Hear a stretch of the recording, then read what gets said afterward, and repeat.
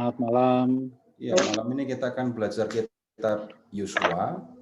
Jadi silahkan mempersiapkan dulu teksnya, silahkan membuka kitab Yosua ya.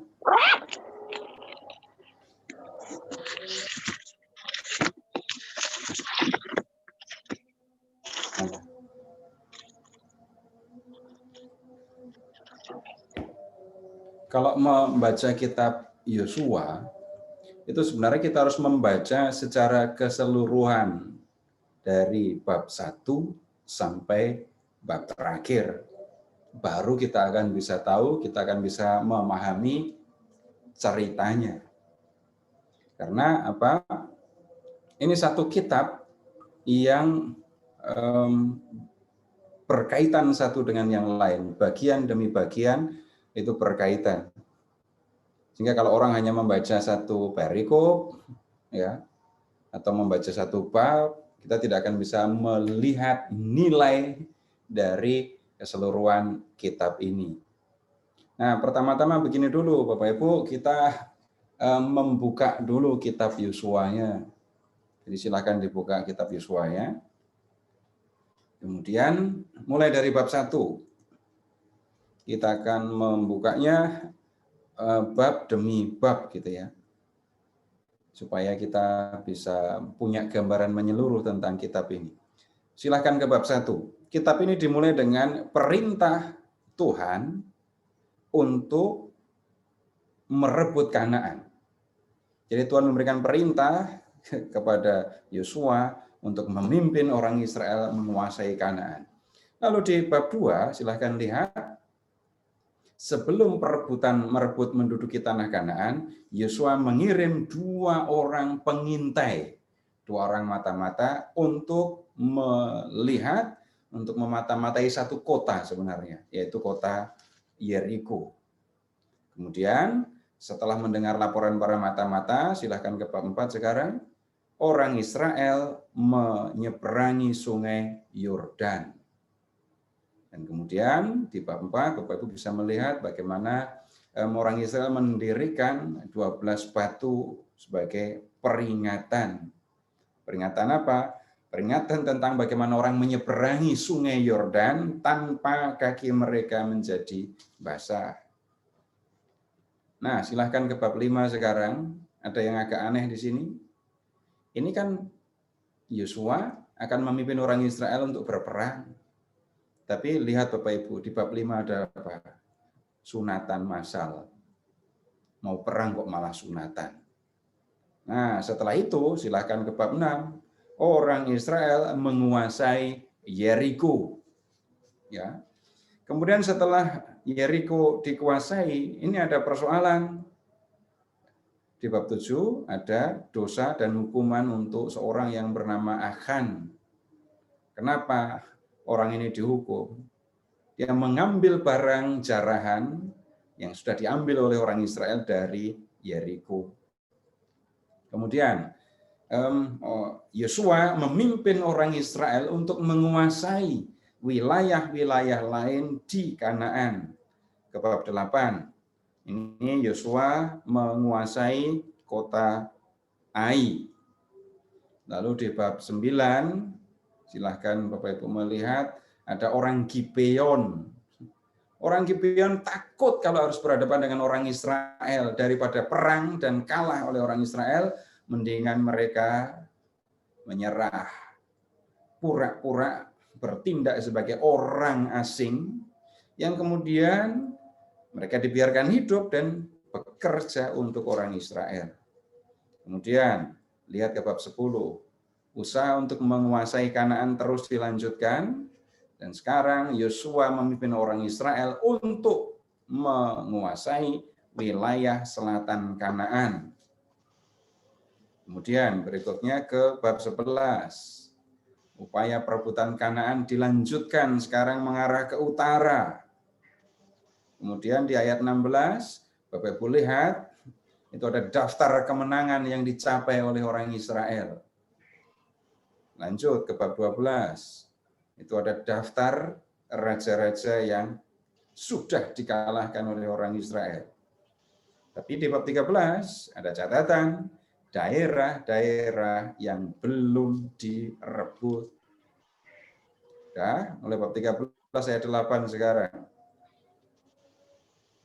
Ini ada setelah tanah Kanaan direbut, tanah itu dibagi-bagi. Mula-mula yang dibagi 13:8, daerah yang terletak di sebelah timur Sungai Yordan. Daerah di sebelah timur Sungai Yordan. Oh, tunggu dulu, Bapak Ibu mengikuti di Alkitab masing-masing atau enggak ini? Silahkan mengikuti di Alkitab sendiri-sendiri ya, karena ikut. Bapak Ibu, saya tidak sedang mendongeng, saya menemani Bapak Ibu untuk belajar Alkitab, gitu ya. Ceritanya begitu. Jadi dengan cara begini Bapak Ibu membolak-balik Alkitabnya. Nah, kemudian di bab 14 ini tanah Kanaan terus dibagi. Lihat bab 14 ayat 6, Kaleb mendapat Hebron. Bab 15 ini wilayah untuk suku Yehuda. Berikutnya ayat 13, ini Kaleb lagi. Di ayat 20 ini kota-kota untuk suku Yehuda.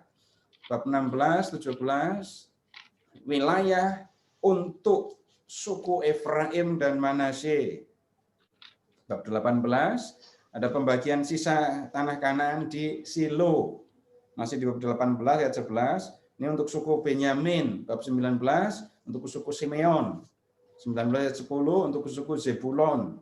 17 untuk suku Isakar. Berikutnya ayat 24 untuk suku Asyer.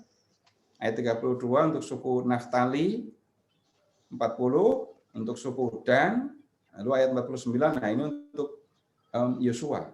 Berikutnya, bab 20, ada kota-kota yang dikhususkan sebagai kota perlindungan. Kota perlindungan itu apa? Tunggu dulu. Jadi kota ini bukan milik suku tertentu, tetapi kota ini punya peran, punya fungsi tertentu. Lalu bab 21. Ini kota-kota untuk orang Lewi. Orang Lewi tidak dapat jatah tanah. Bapak Ibu bisa melihatnya di sini. Tidak ada jatah tanah untuk dikerjakan, maksudnya ya. Jatah tanah untuk hidup mereka, untuk rumah mereka, dan untuk ternak mereka, nah itu tetap mereka dapat. Nah, bab 21 ada kota-kota untuk orang Lewi. Kemudian lihat ke bab 22. Suku-suku di seberang Yordan, suku-suku yang mendapat jatah di sebelah timur Sungai Yordan, pulang ke sana. Kembali menempati tanah yang tersedia untuk mereka. Lalu mereka, ayat 9, mendirikan Mezbah. Bab 23. Ini ada perpisahan, pidato perpisahan Yosua. Yosua sudah menyelesaikan tugasnya untuk memimpin orang Israel masuk Kanaan, ya. Tugas sudah dilakukan dan Musa menyampaikan pidato perpisahan. Lalu di bab 24 orang Israel melakukan pembaruan perjanjian. Allah sudah memberikan tanah Kanaan kepada mereka dan orang Israel berjanji untuk setia kepada Allah. Bagian terakhir dari kitab ini, lihat bab 24 ayat 29, Yosua dan Eleazar mati. Yosua itu siapa? Kita sudah lihat. Nah, Eleazar itu adalah imam yang menemani Yosua terutama ketika membagi-bagi tanah Kanaan. Sudah selesai kitab Yosua. Sekarang begini, Bapak Ibu kalau hanya membaca begini, cepat kan ya? Tapi prinsipnya Bapak Ibu akan ketemu begini. Sekarang silahkan Bapak Ibu membuka bab 13. Silahkan membuka bab 13.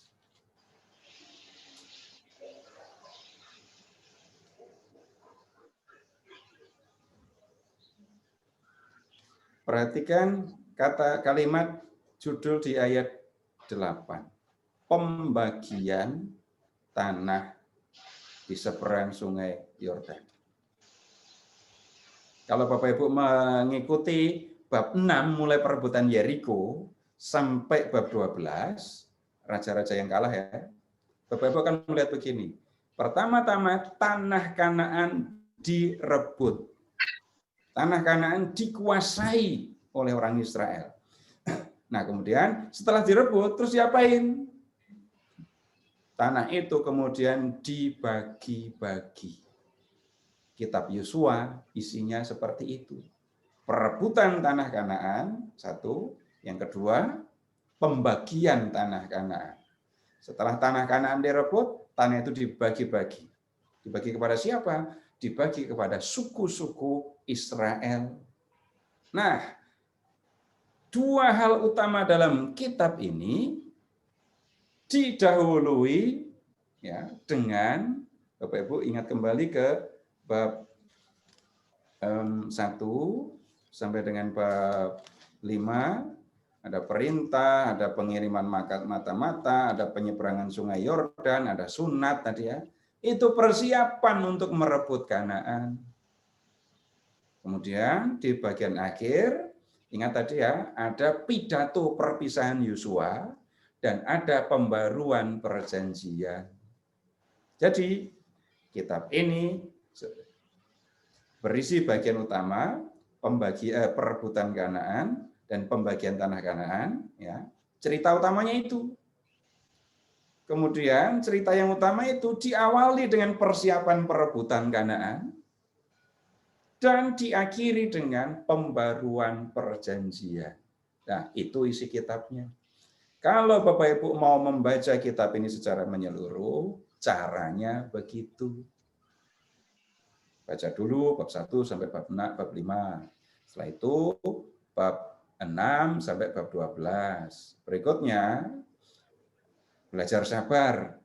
Baca bab 13 sampai bab 22. Pasti Bapak Ibu sabar sekali itu. Kenapa kok begitu? Itu isinya nama-nama semua. Lektor-lektor paling hebat pun disuruh baca bagian itu nggak akan ketahuan hebatnya. Karena isinya apa? Daftar. Nah, selesai bagian itu, berikutnya baca bab 23 dan bab 24. Begitu cara membacanya dan itu isi kitab Yosua. Ya, begitu ceritanya ya. Kemudian sekarang begini, silahkan membuka lebih dulu sekarang ke kitab Kejadian bab 12. Kejadian bab 12.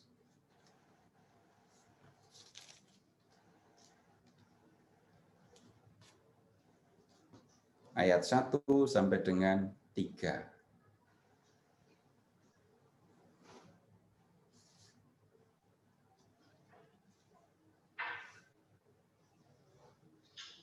Ini Tuhan menyampaikan janji kepada Abraham ya. Abram, namanya masih Abram. Ayat 1.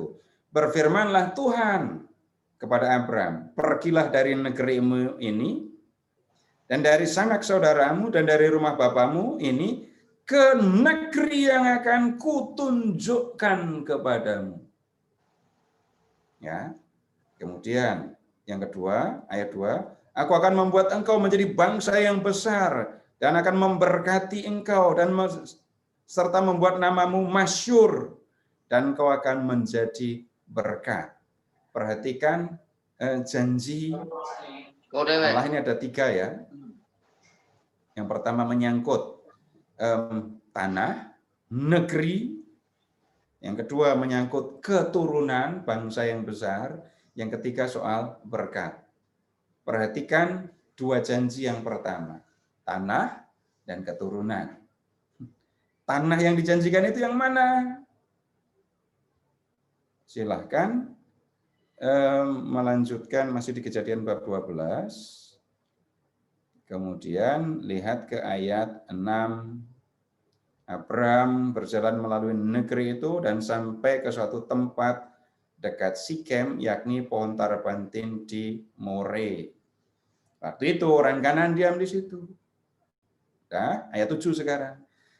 Ketika itu Tuhan menampakkan diri kepada Abram dan berfirman, aku akan memberikan negeri ini kepada keturunanmu. Negeri ini itu negeri yang mana? Ayat 6 tadi, Kanaan. Ya, berikutnya. Sekarang silahkan ke Kejadian bab 15. Kejadian bab 15 ayat 5. Lalu Tuhan membawa Abram keluar serta berfirman, coba lihat ke langit, hitunglah bintang-bintang jika engkau dapat menghitungnya. Terus, maka firman-Nya kepadanya, demikianlah banyaknya nanti keturunanmu. Janji keturunan diulang lagi. Terus ke ayat 7. Lagi firman Tuhan kepadanya, akulah Tuhan yang membawa engkau keluar dari Ur Kasdim untuk memberikan negeri ini. Diulang lagi janjinya. Ya, sekarang ke bab 17. Ke bab 17. Ingat Tuhan yang berjanji untuk memberikan keturunan sebanyak bintang di langit dan memberikan tanah Kanaan. Nah, janji Tuhan itu sekarang diungkapkan dengan sebuah perjanjian. Perjanjiannya apa? Lihat ayat 9, 17 ayat 9. Lagi firman Allah kepada Abraham, dari pihakmu engkau harus memegang perjanjianku. Engkau harus memegang janjiku, gitu ya. Engkau dan keturunanmu turun-temurun. Inilah perjanjianku yang harus kamu pegang, perjanjian antara aku dan kamu serta keturunanmu, yakni setiap laki-laki di antara kamu harus disunat. Ya. Anak umur 8 hari harus disunat. Ayat 13. Orang yang lahir di rumahmu dan yang kau beli dengan uang harus disunat. Maka dalam dagingmu lah perjanjianku akan menjadi perjanjian yang kekal. Nanti Bapak Ibu harus mengingat ini. Yang akan menikmati janji Tuhan yang berupa tanah, negeri, itu adalah keturunan Abraham, ya. Tapi untuk menerima janji itu, orang harus dikasih tanda. Tandanya apa? Sunat. Nah, kemudian sekarang begini, Bapak Ibu silahkan membuka kitab Keluaran bab 12 ayat 37. Keluaran 12 ayat 37.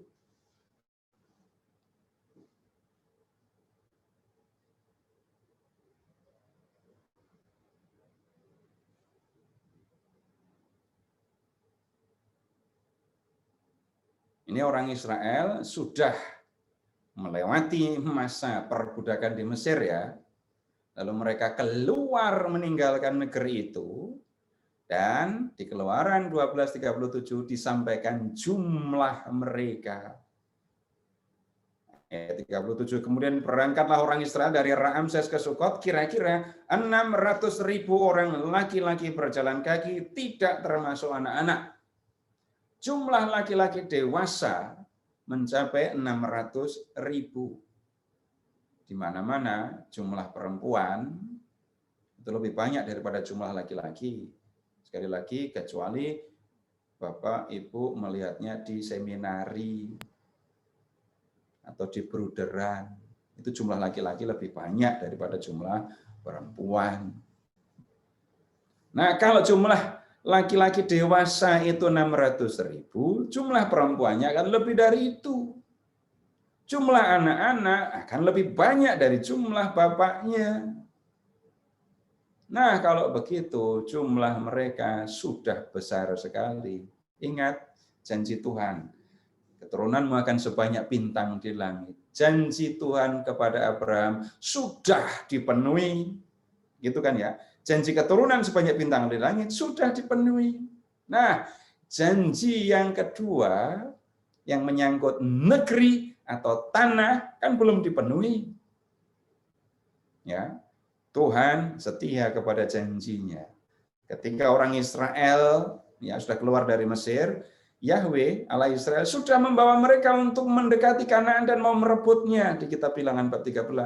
Tapi mereka tidak percaya. Sehingga Tuhan menghukum mereka dengan mengembara di gurun 40 tahun. Apakah kemudian Tuhan menggagalkan janjinya? Enggak. Waktu itu Tuhan mengatakan, kamu yang tidak percaya, kamu yang keluar dari Mesir, sudah melihat karya yang aku lakukan, tapi tidak percaya kepadaku, kamu tidak akan masuk ke tanah yang aku janjikan. Anak-anakmu yang akan masuk ke Kanaan. Tuhan yang sudah berjanji, itu akan memenuhi janjinya untuk memberikan Kanaan. Nah, kitab Yosua, Bapak Ibu, itu menceritakan, menjelaskan bagaimana Yahweh Allah Israel memenuhi janjinya untuk memberikan tanah Kanaan. Jadi, kitab Yosua itu mau menunjukkan bagaimana Allah yang sudah berjanji kepada Abraham untuk memberikan Kanaan, sekarang akan mengerjakan, memenuhi janjinya itu. Nah, begitu pentingnya kitab Yosua. Nah, siapa yang nulis kitab ini? Jawabannya gampang. Tidak tahu. Yang pasti seorang Israel. Nama kitab ini, Yosua, tidak diambil dari nama penulis, ya, tetapi diambil dari nama tokoh utama yang berperan di dalam kisah ini. Ketika Bapak Ibu mau membaca kitab Ulangan, Bapak Ibu bisa melihat akan ke Ulangan bab 3.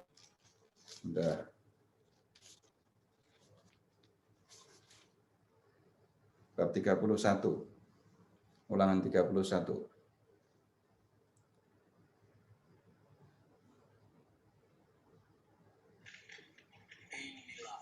Musa itu kan nggak boleh masuk Kanaan. Ya.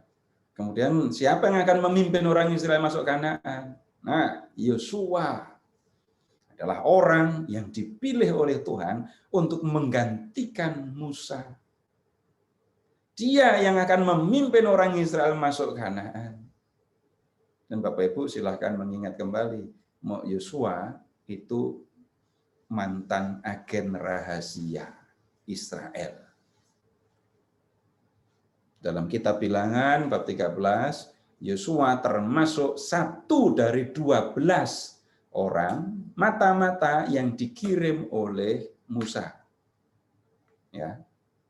Sebelum ketika mau masuk ke Kanaan, Musa kirim orang 12 untuk mengintai Kanaan.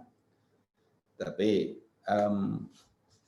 pengiriman mata-mata ini justru membuat orang Israel ketakutan. Yosua dan Kaleb itu yang positif dari 12 mata-mata. Ya. Dan Yosua waktu itu namanya masih Hosea. Kemudian oleh Musa diganti menjadi Yosua. Dia terlibat di dalam peperangan melawan orang Amalek di kitab Keluaran, memimpin orang Israel dalam pertempuran lawan orang Amalek. Jadi dia punya pengalaman jadi mata-mata, punya pengalaman untuk memimpin pasukan. Orang ini yang dipilih untuk memimpin orang Israel masuk ke Kanaan. Ini tentang kitab Yosua, Bapak Ibu. Sekarang baru kita melihat bagian demi bagian di dalam kitab Yosua. Sekarang silahkan ke bab 1.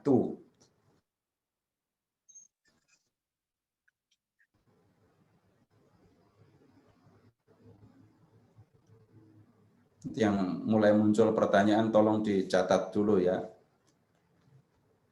Tapi kalau enggak bertanya juga enggak apa-apa. Yang penting buka Alkitab, belajar Alkitab, dan belajar bagaimana membaca Alkitab. Dah, bab 2 Yosua bab 1 ayat 2. Dari ayat 1 ya. Sesudah Musa hamba Tuhan itu mati, berfirmanlah Tuhan kepada Yosua bin Nun, abdi Musa itu demikian. Hambaku Musa telah mati, sebab itu bersiaplah sekarang, seberangilah sungai Yordan ini, engkau dan seluruh bangsa ini menuju negeri yang akan kuberikan kepada mereka, kepada orang Israel itu. Jadi jelas Tuhan memberi perintah kepada Yosua untuk memimpin orang Israel menduduki Kanaan. Ayat 6. Kuatkanlah dan teguhkanlah hatimu, sebab engkaulah yang akan memimpin bangsa ini memiliki negeri yang kujanjikan dengan sumpah kepada nenek moyang mereka untuk diberikan kepada mereka. Ingat yang di kitab Kejadian bab 12. Tuhan sudah berjanji kepada Abraham untuk memberikan Kanaan. Janji itu diulang kepada Isa, diulang lagi kepada Yakub. Nah, sekarang Tuhan akan memenuhi janjinya. Nah, sekarang begini. Ke bab 2 sekarang. Sebelum orang Israel melakukan serbuan ke Kanaan, Yosua mengirim mata-mata. Bab 2 ayat 1. Yosua bin Nun dengan diam-diam melepas dari Sitim 2 orang pengintai. Katanya, pergilah, amat-amatilah negeri ini dan khususnya ya kota Yeriko. Kenapa kok mengutusnya secara diam-diam? Yosua ingat ketika dulu Musa mengirim 12 pengintai. Berisik, bising, laporannya bikin takut. Ya. Lalu mereka rusuh karena apa? Tidak percaya kepada Allah. Dan sekarang Yosua mengirim hanya 2. Dan itu dilakukan secara diam-diam. Tugasnya adalah mengamati Kanaan, khususnya mengamati Yeriko. Nah, berikutnya. Maka pergilah mereka dan sampailah mereka ke rumah seorang perempuan sundal yang bernama Rahab, lalu tidur di situ. Ini Bapak Ibu, ini kalau membaca ini saya juga agak bingung. Mata-mata dikirim ke Yeriko. Tapi mata-mata ini kenapa kok perginya ke rumah perempuan sundal? Kenapa perginya ke situ? Dan kemudian sepanjang cerita, Bapak Ibu akan menemukan, sepanjang di bab 2 ya, ini 2 orang mata-mata itu ada di rumah perempuan sundal ini. Biar aman. Kemudian, silahkan mengingat saja, ini ngomong zaman kuno ya, rupanya banyak hak informasi itu beredar di tempat pelacuran ini. Jadi 2 pemimpin, 2 mata-mata ini ke tempat itu untuk mendapatkan informasi. Nah, tunggu dulu. Kita bisa tahu sebelum ada handphone, sebelum ada internet, ya sumber informasi itu Bapak Ibu bisa dapatkan di mana saja. Satu tempat dengan tempat yang lain, satu masyarakat dengan masyarakat lain beda ya. Kalau di desa pagi sampai agak siang orang pergi ke sawah. Sore orang pergi ke sawah lagi. Setelah selesai mengerjakan sawah, para petani akan kumpul untuk ngobrol. Di situ pusat informasi. Lalu yang lain lagi, kalau perempuan-perempuan akan bertukar informasi di mana? Di sumber air tempat orang mencuci pakaian, tempat orang mandi. Ketemu bareng-bareng, ngobrol. Informasi juga didapat di situ.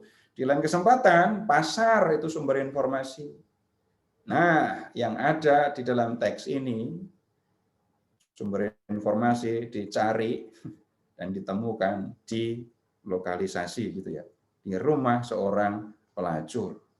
Nah, kemudian informasi apa yang didapatkan? Silahkan ke ayat 8. Sebelum kedua orang itu tidur, naiklah perempuan itu mendapatkan mereka di atas soto. Dan berkata kepada orang-orang itu, jadi perempuan ini, pelacur yang bernama Rahab. Aku tahu bahwa Tuhan telah memberikan negeri ini kepada kamu, dan bahwa kengerian terhadap kamu telah menghinggapi kami, dan segala penduduk negeri ini gemetar menghadapi kamu. Informasi dari Rahab pelacur itu seperti itu. Ya. Penduduk negeri ini sudah ngeri, takut menghadapi orang Israel.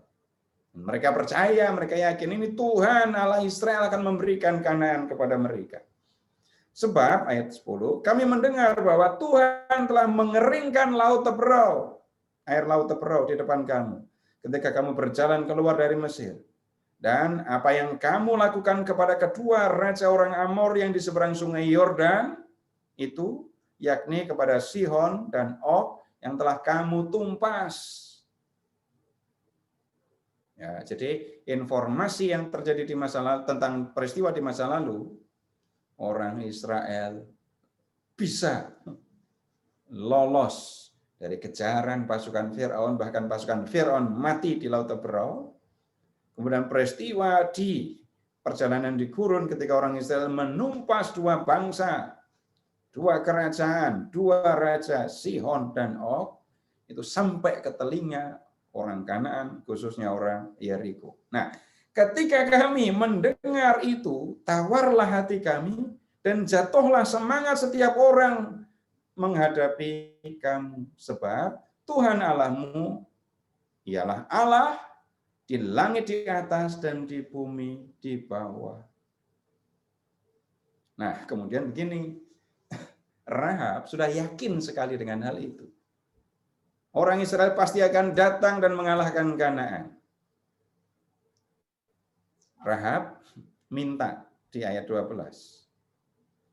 Maka sekarang bersumpahlah kiranya demi Tuhan, karena aku telah berlaku ramah terhadap kamu, kamu juga akan berlaku ramah terhadap kaum keluargaku, dan berikanlah kepadaku suatu tanda yang dapat dipercaya, bahwa kamu akan membiarkan hidup ayah dan ibuku, saudara-saudaraku, yang laki-laki dan yang perempuan, dan semua orang mereka, dan bahwa kamu akan menyelamatkan kami dari maut. Dua orang tadi menyanggupi permintaan Rahab. Ya. Jadi, ya, nanti kalau kami menyerbu Kanaan, kamu, keluargamu tidak akan kami binasakan. Kenapa Rahab ini penting, Bapak Ibu? Hanya akan mengerti surat Yakobus kalau memahami cerita ini. Tapi tunggu dulu ya. Kita lanjut. Sekarang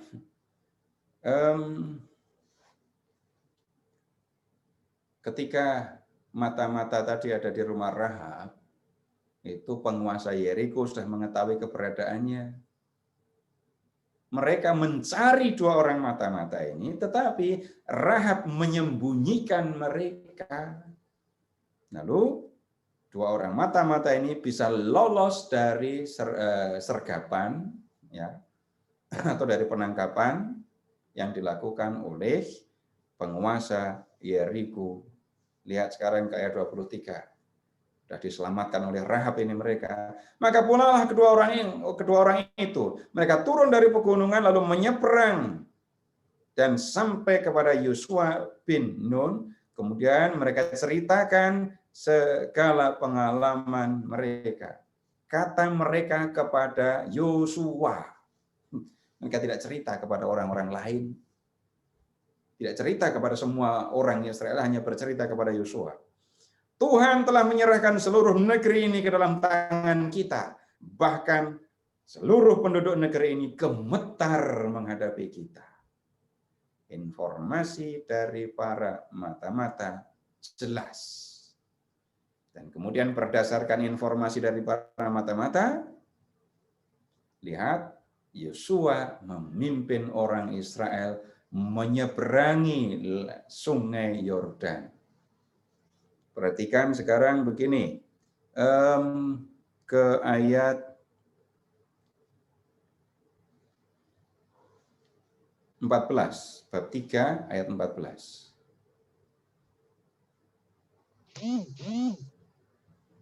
Ketika bangsa itu berangkat dari tempat perkemahan mereka untuk menyeberangi sungai Yordan, para imam pengangkat tabut perjanjian itu berjalan di depan bangsa itu.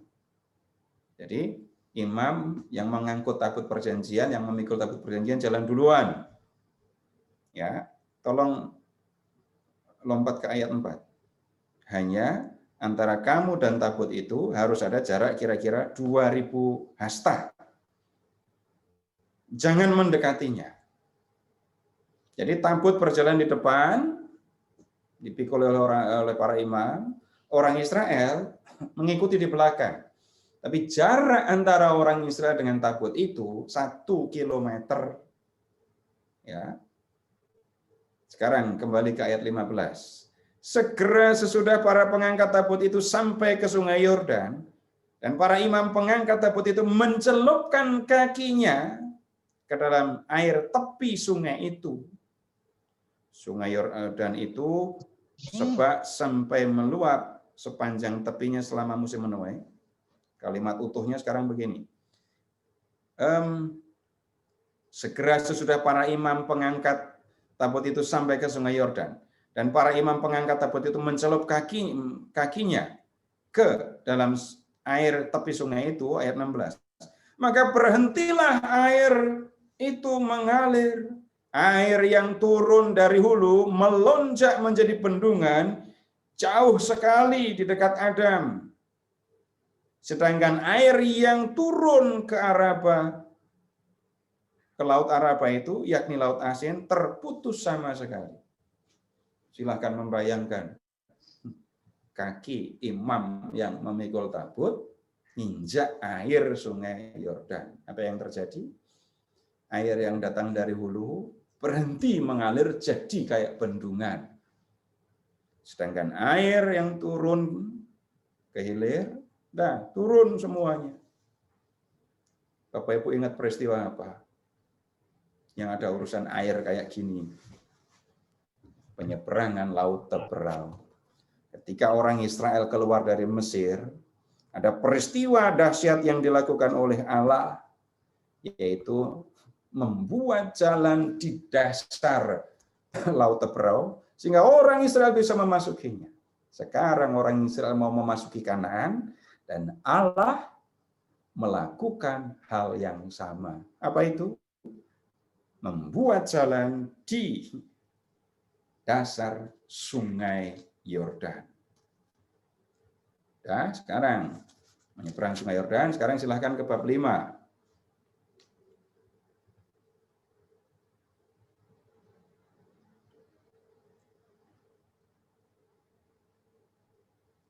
Ayat 1. Ketika semua raja orang Amori di sebelah barat sungai Yordan dan semua raja orang Kanaan di tepi laut mendengar bahwa Tuhan telah mengeringkan air sungai Yordan di depan orang Israel sampai mereka dapat menyeberang, tawarlah hati mereka dan hilanglah semangat mereka menghadapi orang Israel itu. Hanya mendengar peristiwa itu, penduduk Kanaan takut semua. Takut sama siapa? Takut kepada Yahweh Allah Israel. Siapa dewa yang bisa melakukan hal yang seperti itu? Mereka belum pernah melihatnya, mereka belum pernah mengalaminya. Ini Allah Israel sanggup melakukan hal yang seperti itu. Nah, kemudian Bapak Ibu lihat ke ayat 2. Bacanya harus hati-hati ini ya. Pada waktu itu berfirmanlah Tuhan kepada Yosua, buatlah pisau dari batu dan sunatlah lagi orang Israel untuk kedua kalinya. Coba kalau membacanya sampai di situ, Bapak Ibu mikir apa coba? Habis. Sunat kedua kali. Ternyata bukan satu orang disunat sampai 2 kali, bukan itu. Tunggu dulu ya.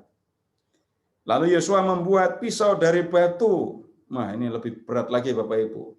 Sunatnya nggak pakai laser, tapi pakai pisau batu.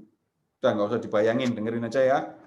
Dan disunatnya lah orang Israel di bukit kulit katan. Namanya juga mengerikan ini. Terus ayat 4. Inilah sebabnya Yosua menyunat mereka. Semua orang yang keluar dari Mesir yakni anak laki-laki, semua prajurit telah mati di padang gurun di tengah jalan setelah mereka keluar dari Mesir. Sebab semua orang yang keluar dari Mesir itu telah bersunat, tetapi semua orang yang lahir di padang gurun dalam perjalanan sejak keluar dari Mesir belum disunat. Ini maksudnya sunat kedua. Sunat untuk generasi Israel yang lahir di gurun. Sunat pertama di Mesir, sunat kedua di gurun sebelum mereka masuk ke Kanaan ini. Ya, loh, kenapa? Urusannya apa? Ini mau perebutan Kanaan kok malah sunatan. Ingat yang kalau kejadian bab 17 tadi. Tuhan berjanji untuk memberikan Kanaan. Tuhan berjanji untuk memberikan negeri itu kepada mereka. Dan Tuhan minta perjanjianku harus ada di dalam tubuhmu, di dalam meragamu. Dan itu dilakukan dengan sunat. Orang yang mau menikmati janji Tuhan itu harus menerima tanda sunat itu. Orang Israel ini sudah mau masuk Kanaan, mau merebut Kanaan, mau menerima janji Tuhan. Tapi belum pada sunat. Berarti belum bisa menerima janji Tuhan. Supaya bisa menerima janji Tuhan, mereka harus menerima tanda itu. Dan mereka harus disunat ini. Itu maksudnya. Udah, Bapak Ibu, udah capek dengerin atau belum?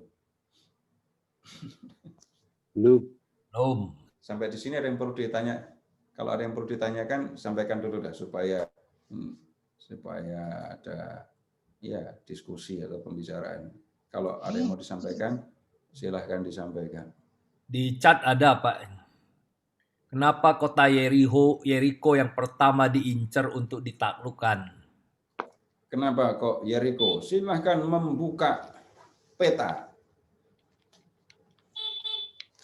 Silahkan membuka peta Kerajaan Israel dan Yehuda. Peta yang judulnya Kerajaan Israel dan Yehuda.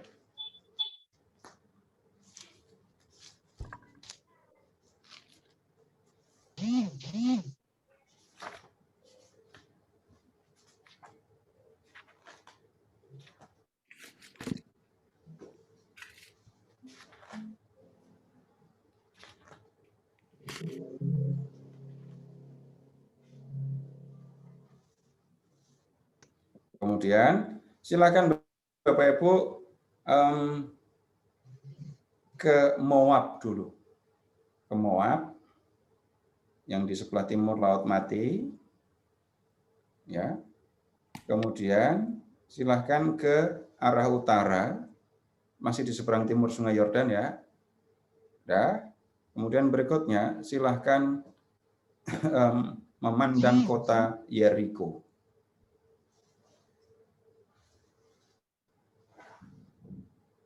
Ya. Yeriko itu bisa dikatakan sebagai kota kunci atau pintu masuk ya ke wilayah yang disebut sebagai lembah Yordan. Lembah Yordan itu satu ya wilayah di sekitar Yordan yang bisa dikatakan penting. Kalau bicara tempat geografisnya ya, tempat ini rendah sekali karena 250 meter di bawah permukaan laut. Ya. Kita bisa mengatakan tempat ini menjadi apa menyebutnya ya, kunci pintu masuk untuk memasuki Kanaan. Dan kemudian ya lihat nanti di bab berikutnya, kota ini kota yang kuat sebenarnya. Dan Bapak Ibu bisa melihat tadi di bab 2 ketika mata-mata datang ke kota itu, benteng ada di situ. Kota dikelilingi benteng, kemudian ada rajanya, terus ada ini gerbang yang selalu ditutup. Ini satu kota pertahanan, menguasai daerah ini, dan setelah itu nanti akan menguasai wilayah-wilayah lain. Begitu, Pak. Kemudian ada lagi, apa yang membuat nama kota Yeriko masih eksis sampai sekarang, sedangkan kota-kota lain yang direbut banyak yang sudah tidak ada lagi saat ini? Tunggu dulu. kalau sekarang Bapak Ibu ke Israel, Bapak Ibu memang diajak ke Yeriko ya, tapi kota Yeriko yang di zaman kuno, Bapak Ibu apakah masih bisa menemukannya? Kota kuno yang Bapak Ibu masih bisa temukan justru Yerusalem. Yerusalem itu yang masih tetap ada dari dulu sampai sekarang. Dibangun, dirobohkan, dibangun lagi, dan posisinya sama. Dan kota Yerusalem itu yang tetap ada. Kalau kota Yeriko, kita tidak menemukan kota ini. Namanya tetap ada, tempatnya ada di situ, tetapi sebagai kota tidak ada lagi. Ya. Terus mengenai sunat, apakah wajib melakukan sunat bagi anak laki-laki Katolik? Yang wajib itu bagi anak-anak laki-laki Yahudi. Anak-anak Katolik wajibnya dibaptis. Kalau udah dibaptis ya jadi Katolik. Sunat itu seperti baptis di dalam gereja Katolik. Jadi itu menjadi satu inisiasi yang memasukkan seorang yang lahir ya menjadi anggota umat pilihan Allah. Maka sunat dilakukan cepat-cepat kan, anak umur 8 hari disunat. Kalau anak Katolik ya wajibnya dibaptis. Sekarang sunat tidak memiliki nilai teologis di dalam gereja. Sunat hanya dilihat sebagai unsur ya kesehatan saja ya. Yosua bin Nun. Bin itu artinya anak, Nun itu ya nama bapaknya. Jadi Yosua anak Pak Nun. Ya begitu saja. Kalau laki-laki bin, kalau perempuan binti. Dalam bahasa Ibrani Yosua ben Nun. Bapak Ibu ingat Ben Hur kan? Nah kalau ingat Ben Hur, tolong sebut nama depannya. Hur itu nama bapaknya. Ben itu artinya anak. Nah nama Ben Hur itu nama depannya siapa? Ada yang bisa mengingat? Yudah Ben Hur. Kalau perempuan bukan binti tapi Bat. Ingat Bat Seba, bukan Bet. Kalau Bet artinya rumah. Bat itu anak perempuan. Kalau Ben itu anak laki-laki. Udah, begitu aja maksudnya. Udah, ada lagi?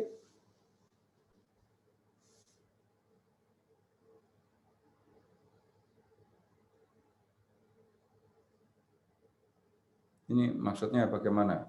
Soal Rahab, tempat para pengintai menginap dan cari informasi. Ini gini Pak Seto, jadi kan Raja Yeriko tadi di ayat 3, di bab 2 ayat 3 itu tadi menyuruh orang kepada Rahab, suruh bawa keluar orang-orang yang datang kepadamu, yang telah masuk dalam rumahmu. Sebab mereka datang untuk menyelidiki seluruh negeri ini. Tapi di sini tidak ada hukuman atau kepada Rahab dan keluarganya dari Raja Yeriko ini, karena kalau biasanya kan kalau memberi tumpangan kepada informan biasanya terus ada hukumannya gitu. Nah itu terbukti atau enggak Rahab, ketahuan atau tidak Rahab menyembunyikan orang itu? Tidak. Lihat ke ayat 6, Mbak.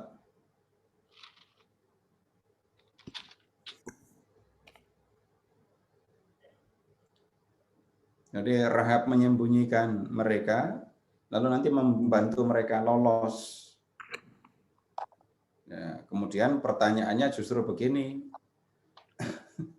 untuk orang Yeriko, Rahab itu pasti bukan pahlawan, tapi pengkhianat. Ya, kan? Untuk orang Israel, Rahab itu pahlawan. Rahab itu orang yang berjasa. Ya begitu. Jadi situasi yang kita lihat ya begitu. Pangeran Diponegoro itu Pemberontak atau pejuang? Tergantung dari sisi mana melihat. Orang, ya, pemerintah atau penguasa Hindia Belanda sudah bukan VOC ya. VOC sudah bangkrut waktu itu. Melihat dia sebagai ekstremis, pemberontak, pengacau. Tetapi ya orang-orang yang bersama dengan Diponegoro akan mengatakan dia pejuang. Dan sekarang kita mengatakan dia pahlawan. Jadi ya apa yang diceritakan di dalam kitab Yosua mengenai Rahab, nanti yang juga disampaikan di dalam surat Yakobus, itu melihatnya dari sisi orang Israel, bukan dari sisi penduduk Yeriko. Terus, Baik. ini kita belum sampai di pertanyaan berikutnya nih ya, kenapa kok Tuhan kejam? Yang ini tunggu dulu, nanti saya akan jawab langsung mengikuti teks. Karena sudah sampai ke pertanyaan yang seperti itu, tanya jawab berhenti dulu, kita masuk ke teks lagi. Ya. Karena pertanyaan sudah mengarahkan kita ke tema yang menyusul ini. Baik, sekarang ke bab 6. Bab 6 ini bercerita tentang perebutan Yeriko. Silakan ke ayat 2. Berfirmanlah Tuhan kepada Yosua, ketahuilah aku serahkan ke tanganmu Yeriko ini beserta rajanya dan pahlawan-pahlawannya yang gagah perkasa. Bapak Ibu, ini klarifikasi sedikit. Kata pahlawan di pikiran kita, di kebanyakan pikiran orang Indonesia, yang diingat adalah yang telah gugur mendahului kita, gitu kan. Jadi kalau mendengar kata pahlawan yang dipikirkan itu yang sudah gugur. Pahlawan, silahkan mengingatnya para kesatria, orang-orang yang siap maju berperang, itu maksudnya. Kemudian, perhatikan, aku serahkan. Allah yang akan melakukan penyerahan itu. Caranya bagaimana? Lihat ke ayat 3 sampai ke ayat 5. Ya. Orang Israel selama 6 hari harus mengelilingi kota Yeriko sehari 1 kali. Ya. Kemudian pada hari yang ke-7, jadi selama 6 hari, sehari sekali. Tetapi pada hari yang ke-7, 7 kali kamu harus mengelilingi kota itu, sedang para imam meniup sangkakala. Apabila sangkakala tanduk domba itu panjang bunyinya dan kamu mendengar bunyi sangkakala itu, maka haruslah seluruh bangsa bersorak dengan sorak yang nyaring, maka tembok kota itu akan runtuh. Lalu bangsa itu harus memanjatnya, masing-masing langsung ke depan. Itu perintah dan kemudian itu yang dilakukan oleh orang Israel. Sekarang lihat ke ayat 17. Ini setelah terjadi etapa ke-7 di hari ke-7. Dan kota itu dengan segala isinya akan dikhususkan bagi Tuhan untuk dimusnahkan. Hanya Rahab perempuan sundal itu akan tetap hidup. Ia dengan semua orang yang bersama-sama dengan dia di dalam rumah itu, karena ia telah menyembunyikan orang suruhan yang kita suruh. Tetapi kamu ini, jagalah dirimu terhadap barang-barang yang dikhususkan untuk dimusnahkan. Supaya jangan kamu mengambil sesuatu dari barang-barang yang dikhususkan itu setelah mengkhususkannya, dan dengan demikian membawa kemusnahan atas perkemahan orang Israel dan mencelakakannya. Terus ayat 19. Segala emas dan perak, serta barang-barang tembaga dan besi adalah kudus bagi Tuhan. Semuanya itu akan dimasukkan ke dalam perbendaharaan Tuhan. Berikutnya lagi, ke ayat 24. Tetapi kota itu dan segala sesuatu yang ada di dalamnya dibakar mereka dengan api. Hanya emas dan perak, barang-barang tembaga dan besi ditaruh mereka di dalam perbendaharaan rumah Tuhan. Ya, berikutnya, silahkan tolong kembali lagi ya ke ayat 18.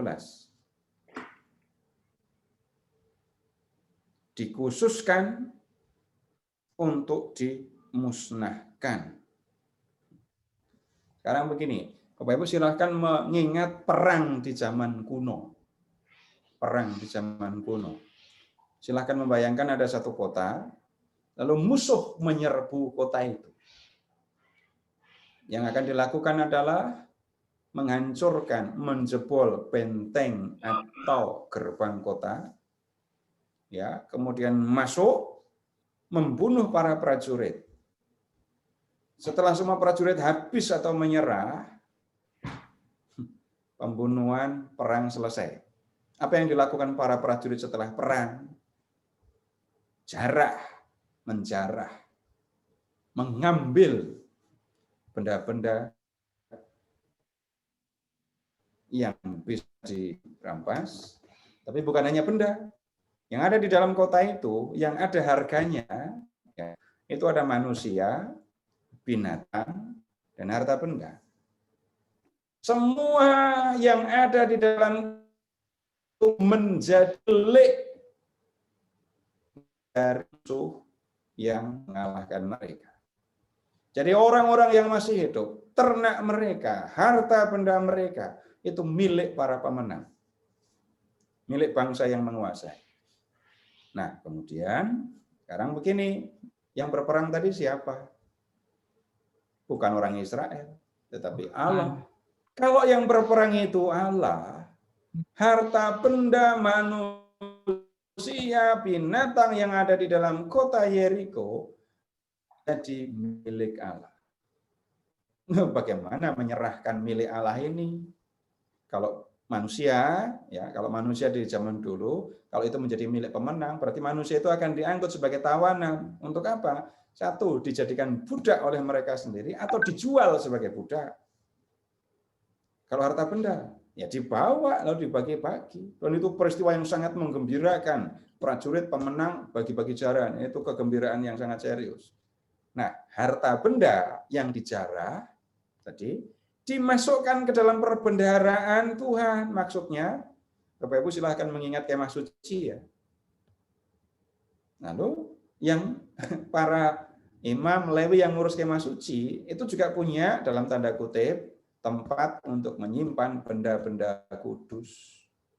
Ini perang Tuhan, Tuhan yang berperang, jarahan milik Tuhan. Bagaimana menyerahkannya kepada Tuhan? Diserahkan ke tempat perbendaharaan Tuhan, tempat menyimpan benda-benda kudus kemah suci. Itu kalau barang. Nah, kalau manusia, bagaimana menyerahkannya kepada Tuhan? Seperti kalau orang menyembelih dan mempersembahkan kurban. Ya.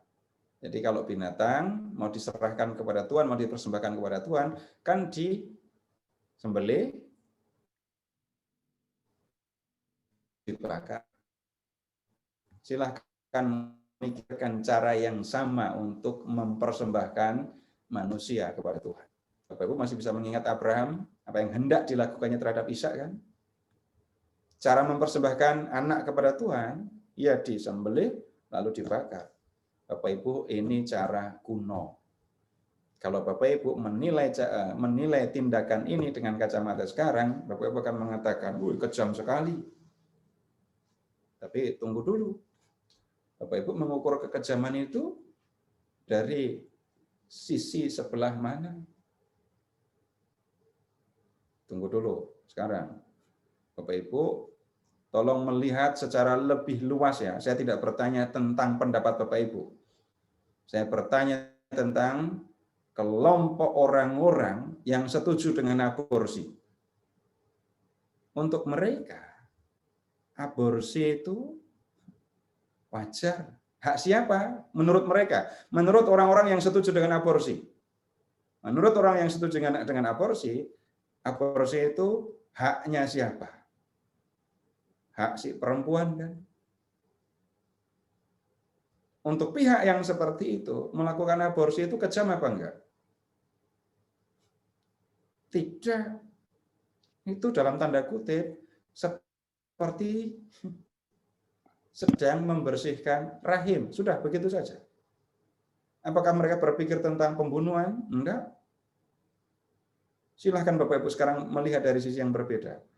Perhatikan kelompok pendapat, kelompok-kelompok termasuk yang ada di dalam gereja Katolik ya, yang pro-life, yang membela kehidupan. Aborsi itu kejam atau enggak? Kejam sekali. Loh, kenapa kok kejam?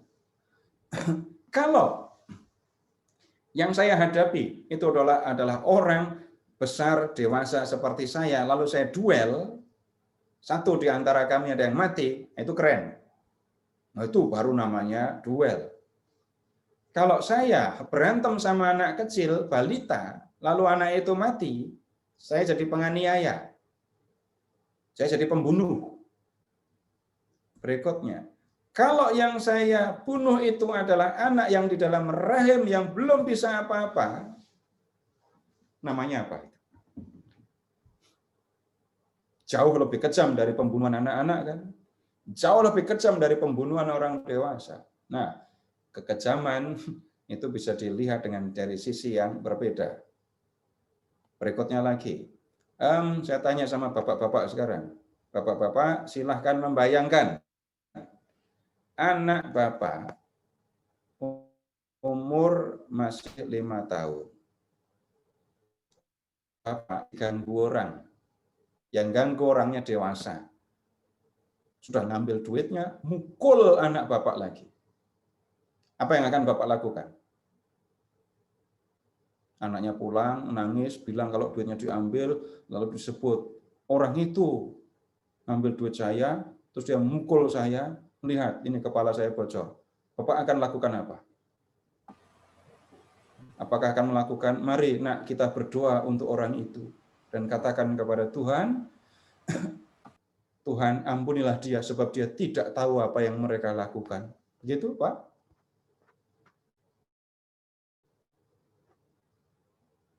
Apa yang akan Bapak lakukan? Ibu juga boleh jawab. Apa yang akan Ibu lakukan kalau ketemu kasus begitu? Ibu minta tulis ambil golok. Ambil golok. Buat apa? Cari orangnya. Terus setelah ketemu? Ya tikam aja Pak.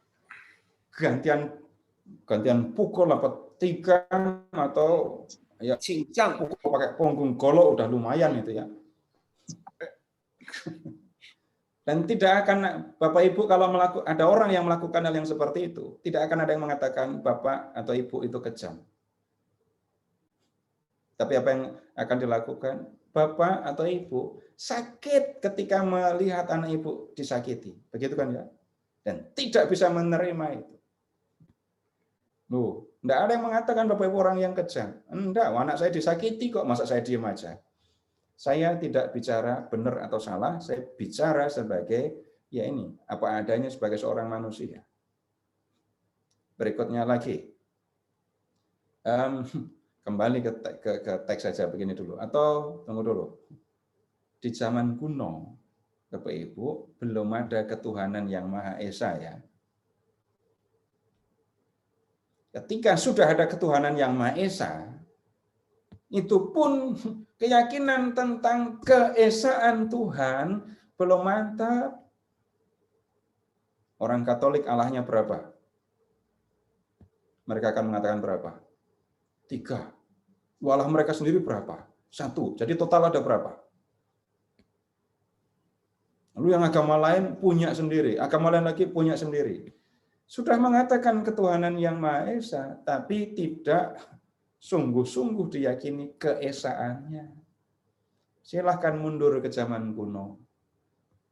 Mundur ke zaman kuno itu bagaimana? Dulu setiap bangsa itu punya ilah, punya dewa sendiri-sendiri. Ya. Orang Kanaan itu punya dewa, bahkan banyak. Ada Baal, ada Asyera. Gini aja contoh ya. Silakan Bapak Ibu membuka satu raja-raja. Satu raja-raja dulu. Tolong cari satu raja-raja. Bab 11.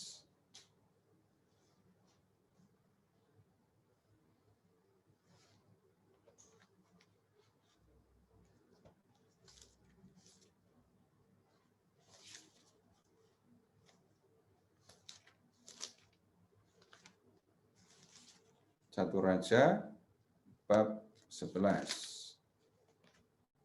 Lalu lihat ke ayat 1 aja, mulai dari ayat 1 aja. Adapun Raja Salomo mencintai banyak perempuan asing. Di samping anak Firaun yang mencintai perempuan-perempuan Moab, Amon, Edom, Sidon, dan Het. Ya. Berikutnya. Padahal tentang bangsa-bangsa itu Tuhan telah berfirman kepada orang Israel, janganlah kamu bergaul dengan mereka. Dan mereka pun janganlah bergaul dengan kamu. Sebab sesungguhnya mereka akan mencondongkan hatimu kepada allah-allah mereka. Hati Salomo terpaut kepada mereka dengan cinta. Ia mempunyai 700 istri dari kaum bangsawan dan 300 kunde.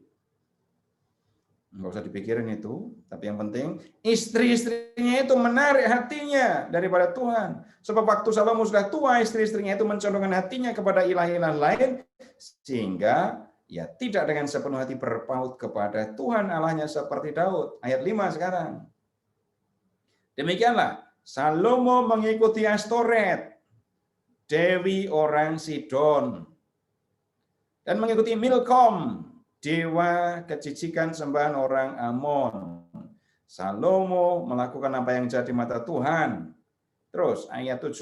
Pada waktu itu Salomo mendirikan bukit pengorbanan bagi Kamos, dewa kejijikan sembahan orang Moab di gunung sebelah timur Yerusalem, dan bagi Moloch, dewa kejijikan sembahan Bani Amon.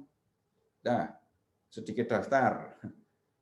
Astoret itu dewi orang Sidon, ayat 5. Milkom itu dewa orang Amon, ayat 7. Kamos itu dewa orang Moab. Moloch, dewa kejijikan, dewa orang Amon. Setiap bangsa punya dewa, punya sembahan sendiri. Ya, ini ngomongin zaman kuno ya. Berikutnya silakan membuka kitab Hakim bab 11.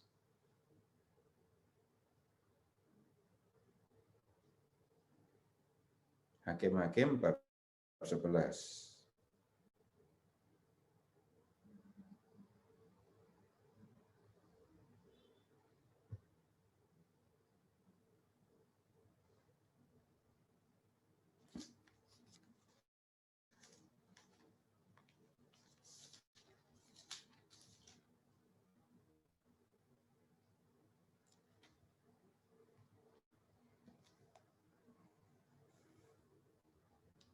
Lihat ke ayat 12, Hakim 11 ayat 12.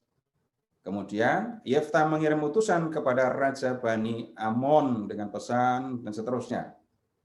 Ya, berikutnya. Sekarang silahkan ke ayat 21. Kalau Bapak Ibu membaca di teks itu ada Tuhan, huruf besar semua, itu dalam bahasa Ibrani yang ada adalah 4 huruf YHWH yang biasa dibaca dengan Yahweh itu ya. Itu adalah nama Allah Israel. Tetapi Yahweh, Allah Israel, begitu membacanya. menyerahkan Sihon dengan seluruh rakyatnya ke dalam tangan orang Israel, dan mereka dikalahkan sehingga orang Israel menduduki seluruh negeri kepunyaan orang Amori, penduduk negeri itu. Demikianlah dimiliki orang Israel seluruh daerah orang Amori itu, dari sungai Arnon sampai ke sungai Yabok, dan dari padang gurun sampai ke sungai Yordan. Maka sekarang Yahwe Allah Israel telah merebut milik orang Amori bagi Israel umatnya. Apakah engkau hendak memiliki pula tanah mereka itu? Bukankah engkau akan memiliki apa yang diberi oleh Kamos ilahmu? Demikianlah kami memiliki segala yang direbut bagi kami oleh Yahwe Allah kami. Bapak Ibu, enggak nyambung dengan pemahaman kita sekarang ini ya. Setiap bangsa punya dewa sendiri. Setiap dewa itu mencarikan tanah untuk bangsanya sendiri. Ya, Kamos ngambil tanah, mencari tanah untuk bangsa pilihannya. Nah, kemudian Yahwe mencarikan tanah untuk umat pilihannya juga. Ini pemahaman orang, pengalaman orang akan Tuhan di masa lampau seperti ini. Jadi kalau membacanya sekarang, oh ternyata tanah yang diberikan oleh Yahwe itu bukan tanah kosong, tapi tanah milik orang, direbut, diberikan. Ini bukan ide kita lakukan sekarang. Pengalaman akan Tuhan di masa lampau dengan pengalaman akan Tuhan di masa sekarang berbeda. Dulu di zaman orang-orang berebut tanah, menguasai wilayah untuk kepentingan mereka sendiri, itulah orang Israel mengalami Tuhan. Kalau nanti Bapak Ibu melihat kitab Makabe, Bapak Ibu akan ketemu Tuhan yang memimpin berperang melawan musuh. Tuhan dialami sebagai pemberi kemenangan. Tuhan dialami sebagai panglima mereka yang memimpin mereka melawan musuh. Nah, begitu. Nah, kemudian kalau ada satu bangsa perang lawan bangsa yang lain, dulu yang dipikirkan begini, dewa-dewa di dunia atas saling berperang. Kalau orang Israel menang, berarti Yahwe menang lawan dewa bangsa lain. Kalau orang Israel kalah oleh Babel di kemudian hari, maka mereka berpikir Yahwe kalah dikeroyok oleh dewa-dewi Babel. Itu pemahaman orang di zaman dulu begitu. Nah, balik lagi di zaman Yosua, dalam kitab Yosua, Yahwe berperang untuk orang Israel melawan penduduk Kanaan. Yahwe menang. Maka seluruh jarahan menjadi milik Tuhan, milik Yahwe. Harta benda yang dijarah diserahkan ke perbendaharaan Tuhan, diurus oleh para Lewi. Kemudian para tawanan tidak dijadikan budak, di kemudian hari ada ya yang dijadikan budak untuk Bait Allah. Tetapi kali ini seluruh tawanan diserahkan kepada Tuhan dengan cara dipersembahkan seperti korban bakaran. Baik, begitu ceritanya. Kita lanjut kembali ke kitab Yosua sekarang. Nah, kalau membaca bab 7, Bapak Ibu akan menemukan, ini kan jarahan, ini kan rampasan milik Tuhan. Seorang yang bernama Achan ngambil jarahan itu, menyembunyikannya. Jelas ini sikap yang salah, maka Tuhan marah. Bagaimana menunjukkan kemarahannya ketika perang melawan untuk mengepung, untuk menguasai kota Ai, orang Israel kalah. Lalu dari kekalahan yang mereka alami, mereka berpikir ada yang salah ini pasti. Akhirnya ketemu, ada di antara mereka yang mengambil jarahan lalu menyembunyikannya dengan menggali tanah di bawah kemah, lalu menyembunyikannya dengan menimbunnya. Setelah ketahuan, orang yang melakukan itu dijatuhi hukuman mati, dilempari batu.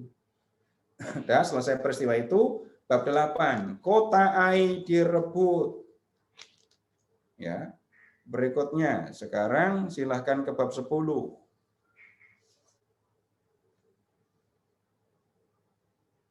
Ketika Allah memerintahkan, menyuruh Yosua dan orang Israel berperang, Allah itu menunjukkan bagaimana dia menyertai. Sekarang, lihat ke bab 10 ayat 12.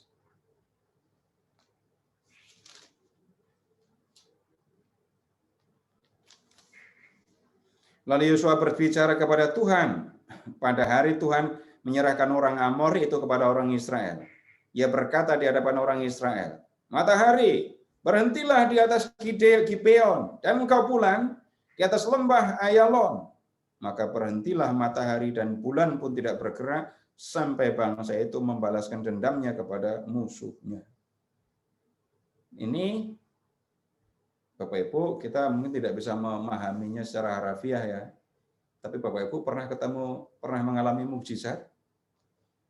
Kalau Bapak Ibu pernah mengalami mukjizat dan Bapak Ibu membahasakannya dengan bahasa model perjanjian lama, maka Bapak Ibu akan menyampaikan dengan cara yang kurang lebih seperti ini.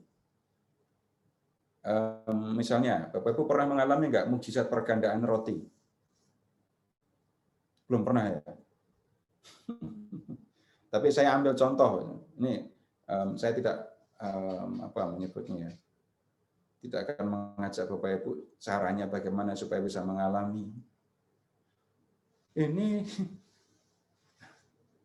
nasi, lauk, makanan yang disediakan cuma sekian. Tapi giliran yang datang, loh kok banyak sekali yang datang.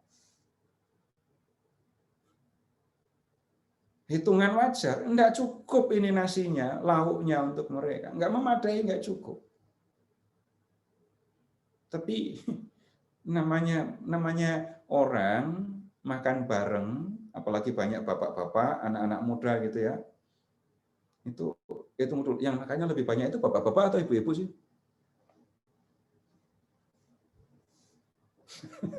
Ibu-ibu dibungkus. Ibu-ibu diplastikin.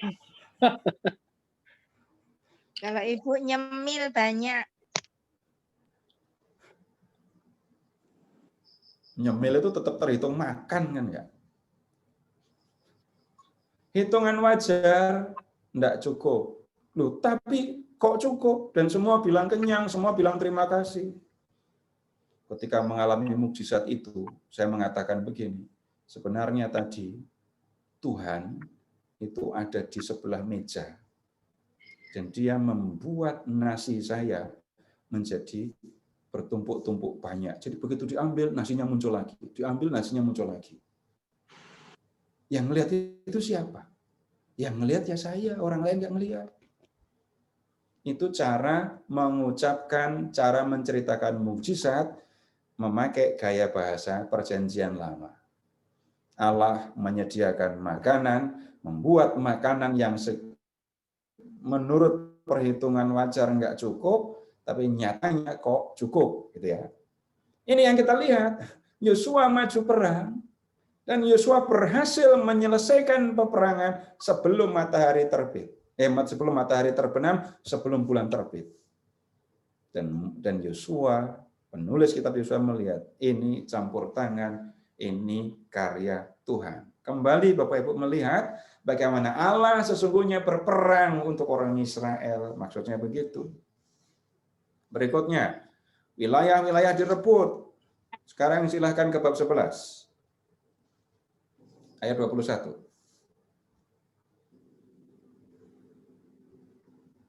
Yosua 11, 31. Ayat 21 ya. Pada waktu itu Yosua datang dan melenyapkan orang Enak dari pegunungan, dari Hebron, Debir, dan Anat, dari seluruh pegunungan Yehuda, dari seluruh pegunungan Israel. Ingat orang Enak di kitab Bilangan bab 13? Di depan mereka kita cuma kayak belalang. Mereka gede-gede, tinggi-tinggi, mustahil bisa mengalahkan mereka. Itu kata-kata orang Israel setelah mendengar laporan dari 12 orang mata-mata yang dikirim oleh Musa. Mereka takut lalu pulang ke Mesir, niatnya begitu. Tapi lihat, yang ditakuti oleh orang Israel di zaman dulu dikalahkan oleh Yosua. Ya. Orang-orang raksasa ini dikalahkan oleh Yosua. Dan lihat, mereka dan kota-kota mereka ditumpas oleh Yosua. Tidak ada lagi orang enak ditinggalkan di negeri orang Israel. Hanya di Gaza, Gad, dan Asdod masih ada yang tertinggal. Nah, tolong ini diberi tanda dulu. Yosua 11 ini tolong diberi tanda dulu. Ya. Kemudian sekarang silahkan ke 1 Samuel bab 17.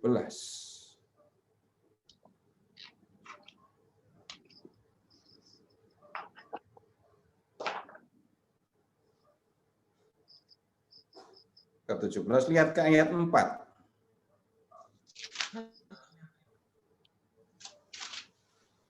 1 Samuel 17.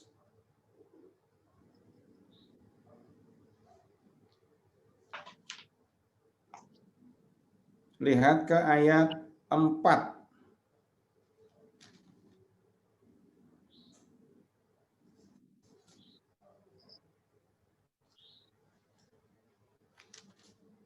Sudah ketemu? Ketemu Goliat kan? Ketemu Goliat. Perhatikan tingginya, 6 hasta sejengkal. Detailnya 1 hasta itu 45 cm. Jadi orang ini tingginya berapa? 3 3 meter. Oh. Ya, ketahuan tingginya ya.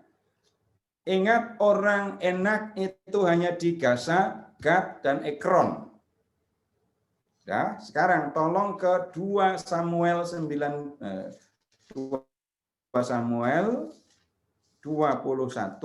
ayat 19.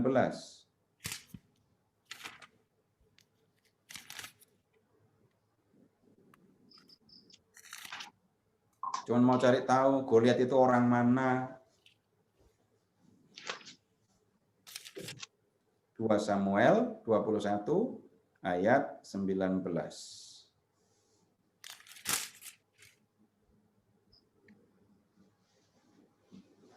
Goliat itu anak Jaksel atau bukan gitu. Kampung sawah. Orang Gad. Goliat itu orang Gad. Jadi kalau mau tahu contoh orang enak, orang raksasa, silahkan mengingat Goliat. Orang yang tingginya 3 meter, ya, yang dia adalah orang dari Gad. Udah, balik ke Yosua 11 lagi.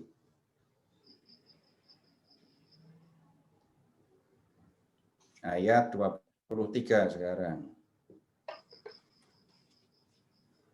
Jadi Yosua memimpin orang Israel, laki-laki semua ya, maju menguasai satu kota, beralih menguasai kota lain lagi, kota lain lagi. Sehingga banyak kota di wilayah Kanaan direbut.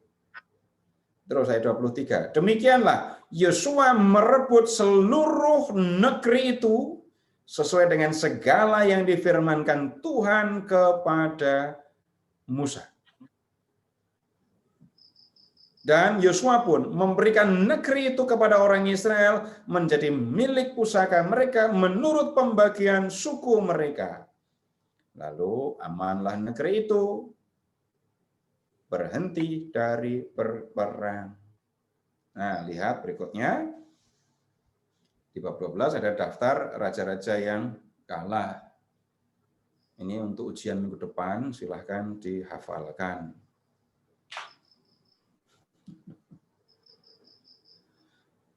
Sampai males paling bacanya. Coba lihat aja ayat 9 itu.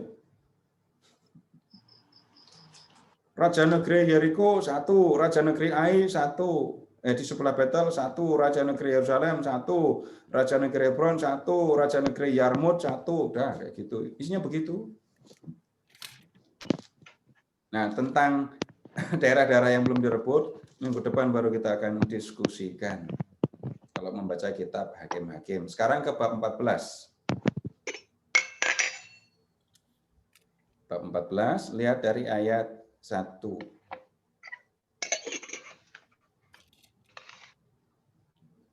Inilah semuanya yang diterima oleh orang Israel sebagai milik pusaka di tanah Kanaan yang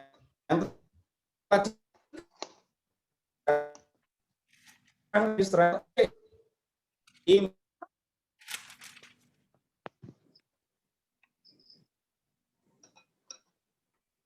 dari suku-suku mereka dengan mengundi milik pusaka itu seperti yang diperintahkan Tuhan dengan perantaraan Musa mengenai suku-suku yang 9,5 itu. Nggak usah diskusi lebih detail nanti supaya tidak terlalu bingung, tapi perhatikan ada 2 orang, ada Eleazar imam dan Yosua. 2 orang ini adalah 2 orang yang terlibat di dalam pembagian tanah Kanaan. Ya, tiap suku mendapat bagiannya. Dibagi-bagi, cara membaginya pakai undian. Terus ayat 4. Sebab Bani Yusuf merupakan 2 suku. Manasye dan Efraim. Nah, tinggalkan dulu. Maka kepada orang Lewi tidak diberikan bagiannya di negeri itu selain kota-kota untuk didiami dengan tanah penggembalaan untuk ternak dan hewan mereka. Jadi ada pembagian tanah dan Bapak Ibu begini, tanah Kanaannya ternyata meliputi wilayah di sebelah barat Sungai Yordan dan wilayah di sebelah timur Sungai Yordan. Ya. Jadi kemudian suku Lewi itu hanya mendapat tempat untuk tinggal dan tempat untuk menggembalakan ternak. Berikutnya, silahkan sekarang ke bab 20.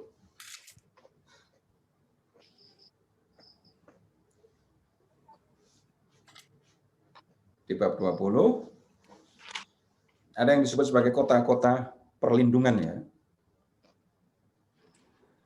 Yang dimaksud kota perlindungan itu begini.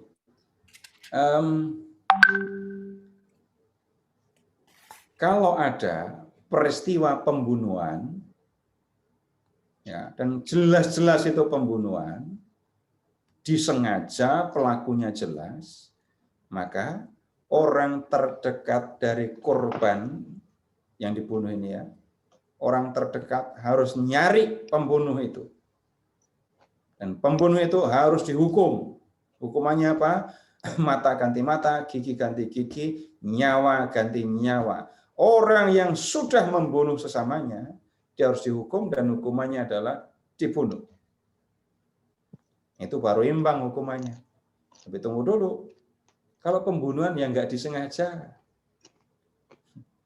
ketika terjadi pembunuhan yang tidak sengaja, maka pembunuh itu, orang yang tidak sengaja membunuh, harus lari. Lari dari kejaran, dari pencarian para penuntut darah. Larinya kemana?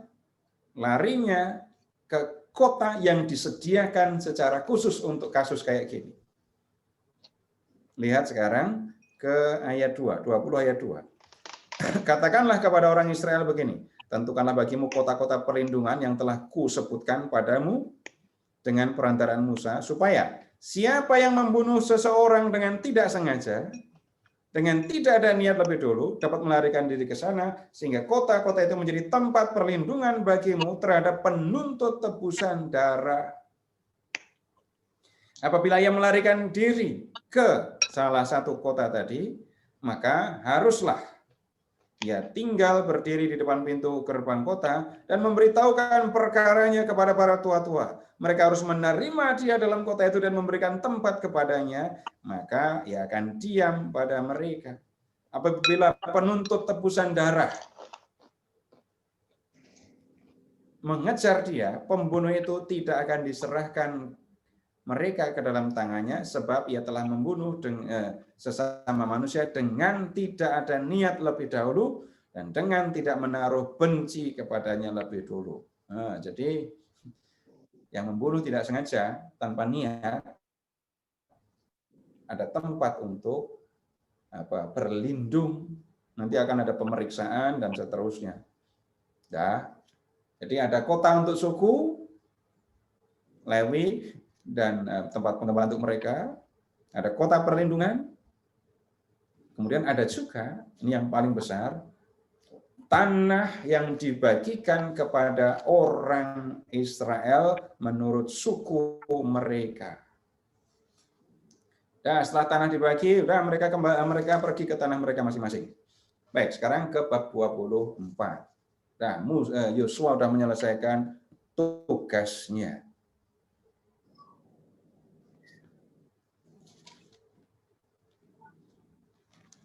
Nah, kemudian di bab 24, Yosua mengumpulkan semua orang Israel dan di hadapan mereka Yosua menceritakan tindakan Allah untuk orang Israel sejak zaman nenek moyang mereka.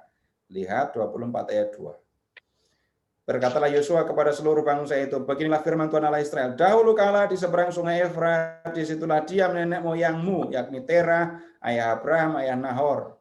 Ayat 3. Tetapi aku mengambil Abraham, bapamu, menyuruh dia menjelajahi seluruh Kanaan. Aku membuat banyak keturunannya dan memberikan Ishak. Seterusnya ditunjukkan apa yang sudah dilakukan oleh Allah. Ayat 8. Aku membawa kamu ke negeri orang Amori yang diam di seberang sungai Yordan. Berperang melawan kamu, mereka kuserahkan ke tanganmu, sehingga kamu menduduki negerinya. Ayat 11. Setelah kamu menyeberangi sungai Yordan dan sampai ke Yeriko, berperanglah melawan kamu orang-orang warga-warga kota Yeriko. Tetapi kalimat terakhir ya, mereka itu kuserahkan ke dalam tanganmu. Terus ayat 13. Demikianlah kuberikan kepadamu negeri yang kamu peroleh tanpa bersusah-susah dan kota-kota yang tidak kamu dirikan, tetapi kamulah yang diam di dalamnya. Juga kebun-kebun anggur dan kebun-kebun zaitun yang tidak kamu tanami, kamulah yang makan hasilnya. Yosua menguraikan karya Allah kepada mereka. Ayat 14. Oleh sebab itu, takutlah akan Tuhan dan beribadahlah kepadanya dengan tulus, ikhlas, dan setia. Jauhkanlah ilah yang kepadanya nenek moyangmu telah beribadah di seberang sungai Efrat dan di Mesir, beribadahlah kepada Tuhan. Tetapi jika kamu anggap tidak baik untuk beribadah kepada Tuhan, pilihlah pada hari ini kepada siapa kamu akan beribadah. Ilah yang kepadanya nenek moyangmu beribadah di seberang sungai Efrat, atau ilah orang Amori yang negerinya kamu diami ini. Pilih sendiri kalau mau kamu memandang nggak baik menyembah Allah. Tetapi aku dan seisi rumahku, kami akan beribadah kepada Yahweh. Yahweh sudah melakukan banyak hal kepada kita, kepada nenek moyang kita. Aku dan keluargaku memutuskan untuk beribadah kepada Yahweh. Nah, Yosua sendiri memberikan contoh. Aku melihat yang dikerjakan oleh Tuhan, aku akan menyembah Yahweh. Ayat 16. Lalu bangsa itu menjawab, jauhlah daripada kami meninggalkan Tuhan untuk beribadah kepada ilah lain. Sebab Yahweh Allah kita, Dialah yang telah menuntun kita dan nenek moyang kita dari tanah Mesir, dari rumah perbudakan. Dan yang telah melakukan tanda-tanda mukjizat yang besar ini di depan kita sendiri. Terus ayat 18. Tuhan menghalau semua bangsa dan orang Amori penduduk negeri ini, dari depan kita. Kami pun akan beribadah kepada Yahweh sebab dialah Allah kita. Ya, Bapak Ibu, ini bagian akhir dari kitab Yosua. Setelah orang Israel menerima tanah itu, mereka menyampaikan janji untuk setia kepada Tuhan dan tidak akan meninggalkan Tuhan. Ya, setelah itu Yosua meninggal. Sebelum saya menyampaikan refleksi mengenai kitab ini, apakah ada yang perlu ditanyakan lagi? Kalau ada, silahkan. Silakan Bapak Ibu, bagi yang ingin bertanya langsung unmute mic-nya, langsung bertanya. Silakan.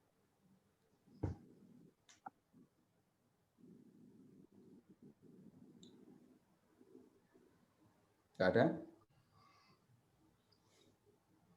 Malam Pak Seto. Iya, Pak. Pak Seto, saya melihat cara Bapak membaca Alkitab, itu kan agak dilengkap-lengkap ya. Apakah itu memang cara yang sebenarnya atau cara untuk menjelaskan kepada kami saja? Itu hanya cara untuk menjelaskan, Pak. Oh, saya pikir Kecuali kalau hal saya firman. kalau saya bisa membaca dengan cara seperti ini, tidak mungkin saya tiba-tiba membaca begini, Pak. Saya tidak bisa menjawab kalau seandainya Bapak bertanya sudah berapa kali membaca kitab Yosua. Baca berulang-ulang aja nggak paham-paham gini, Pak. Dan kenapa saya bisa lengkap-lengkap bacanya? Ini yang saya baca sudah ada stabilonya semua, Pak.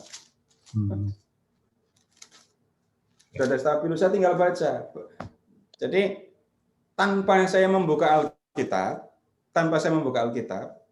saya bisa bercerita tentang kitab Yosua. Dari depan sampai belakang saya bisa. Ya.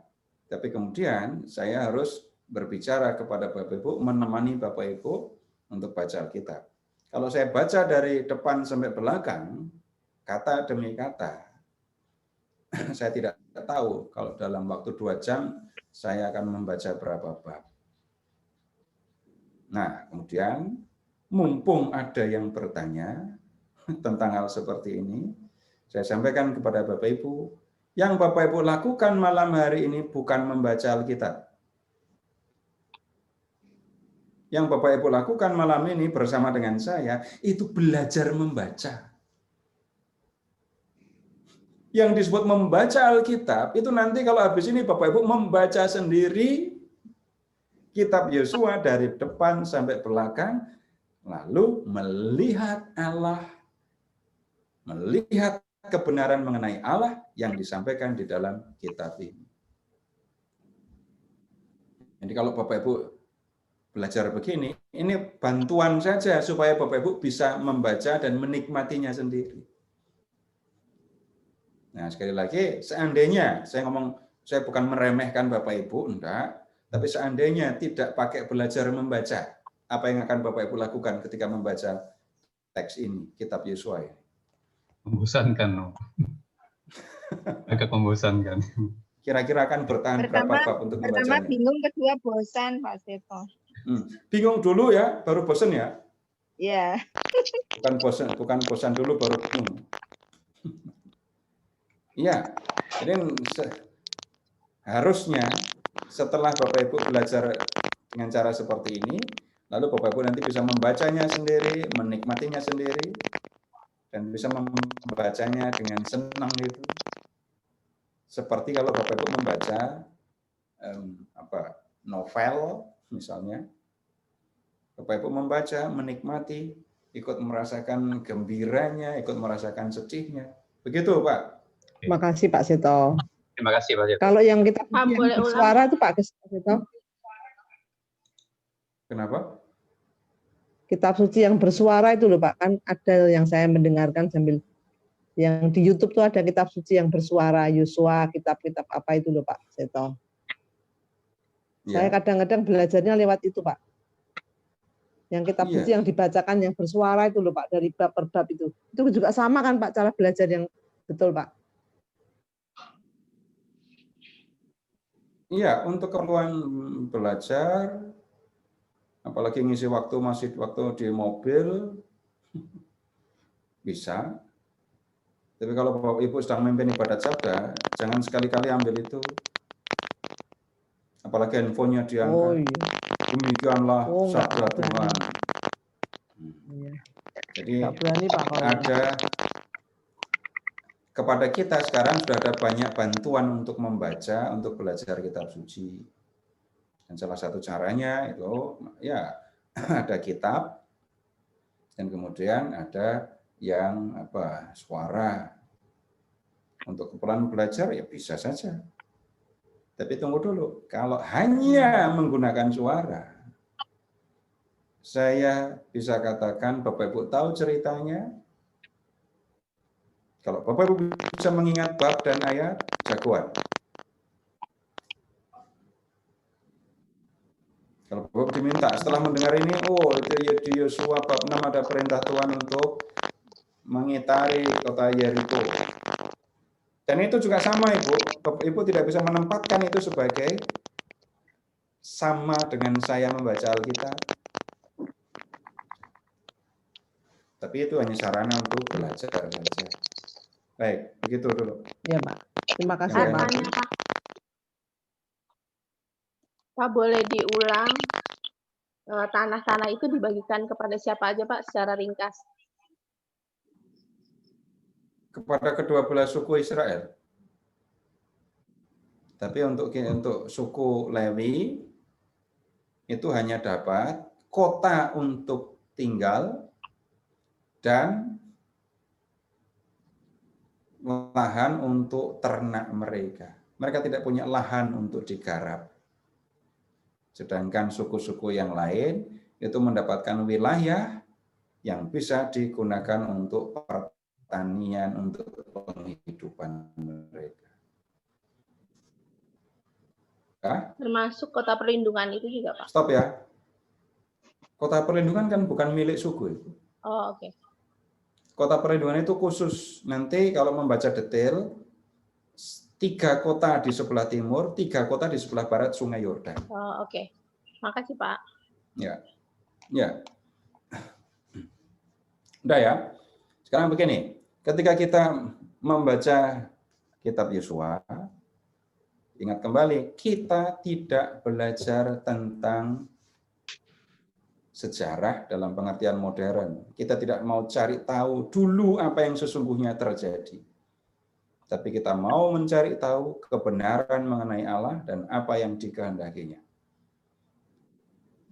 Ada kebenaran yang terbatas tempatnya, iya. Ingat tadi tentang pemahaman mengenai Allah, tiap bangsa punya dewa sendiri, saling mencarikan tanah untuk para pengikutnya, yang itu tinggalkan. Pemahaman mengenai Allah mereka pun juga terbatas. Karena apa? Yahweh itu hanya dipahami sebagai Allah Israel ya. Sedangkan kita sekarang mengatakan Allah untuk semua manusia karena dia pencipta. Nah, karena itu kalau mau belajar tentang Allah di kitab Perjanjian Lama, seringkali kita perlu memperhatikan relasi Yahweh dengan Israel saja. Kalau mengamati hubungan antara Yahweh dengan Israel, Bapak Ibu akan menemukan banyak kebenaran mengenai Allah. Allah itu bagaimana? Bapak Ibu pernah mengatakan Allah itu setia? Iya. Enggak, cuma nyanyi, janjimu seperti fajar pagi hari, yang tidak pernah terlambat bersinar. Itu bahasa puisi untuk mengatakan Allah setia kepada janjinya. Bapak Ibu silahkan mengingat, Yahweh sudah pernah berjanji kepada Abraham, janji diulang kepada Isa, diulang lagi kepada Yakub. Ya, bahwa dia akan memberikan tanah untuk keturunan Yakub.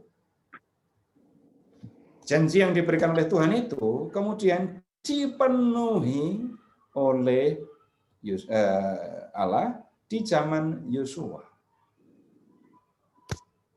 Kalau begitu, kita juga tahu Allah sudah berjanji dan Allah itu memenuhi janji. Lalu kita tahu, Allah itu setia kepada janji.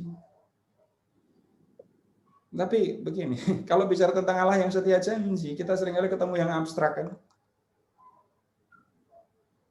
Kalau saya bertanya kepada Bapak Ibu, pernah dengar janji apa dari Tuhan? Bapak Ibu pernah dijanjiin apa oleh Tuhan?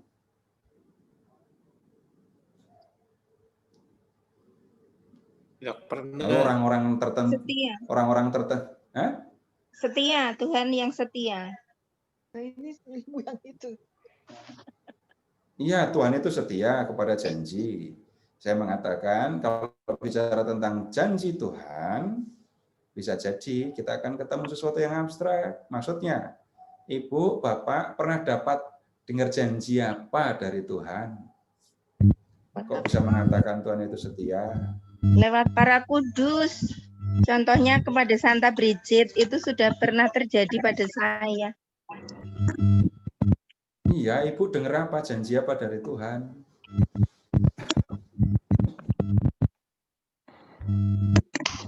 Apakah misalnya, apakah kepada Ibu, kepada Bapak diberikan janji, aku akan memberikan kepadamu tanah di tepi atau di pinggir kota Jakarta, tanah yang akan bebas banjir,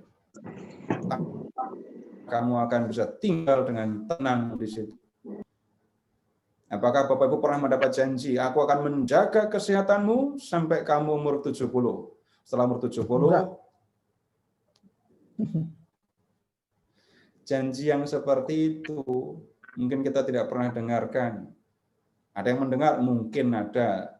Tapi saya bicara orang pada umumnya, janji yang seperti itu tidak saya dengarkan gitu ya. Kalau ada yang dengar janji kayak itu, senang sekali pasti. Ada yang tahu nomor WA Tuhan? Dapat WA? Atau pernah dapat penglihatan? Yesus. Yang isinya Nomornya janji-janji seperti Yesus. itu. Nah, sekarang begini, kalau kita bicara tentang Allah yang setia janji, itu Allah yang seperti apa? Allah yang Bapak Ibu mengitu 1000 Masehi. Abraham itu 1800 sebelum Masehi. Yosua itu 1200 sebelum Masehi. Enggak enak dengernya kan? Allah memenuhi janji setelah 600 tahun.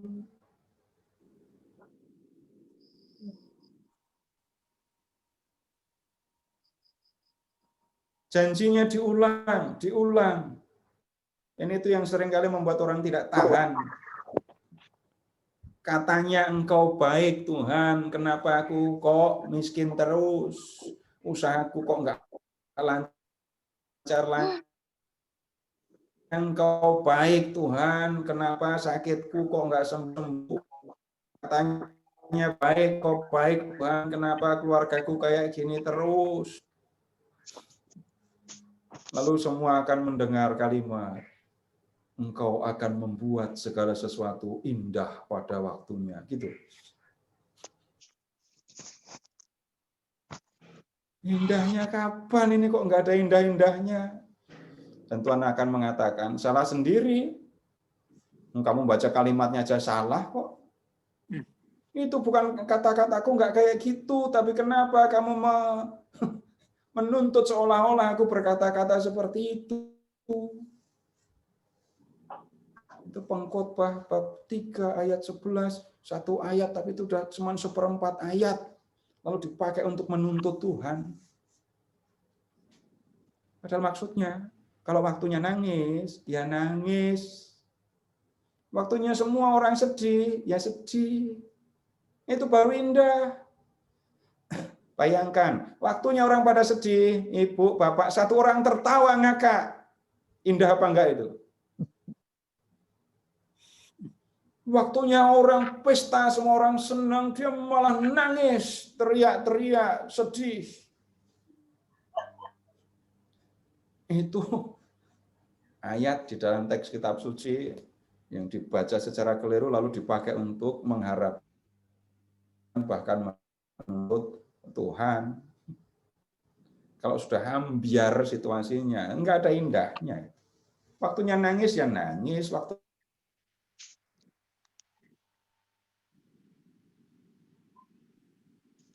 nanam, waktunya manen malah nanam, yang enggak nyambung. Nah sekarang begini, kembali ke janji Tuhan tadi.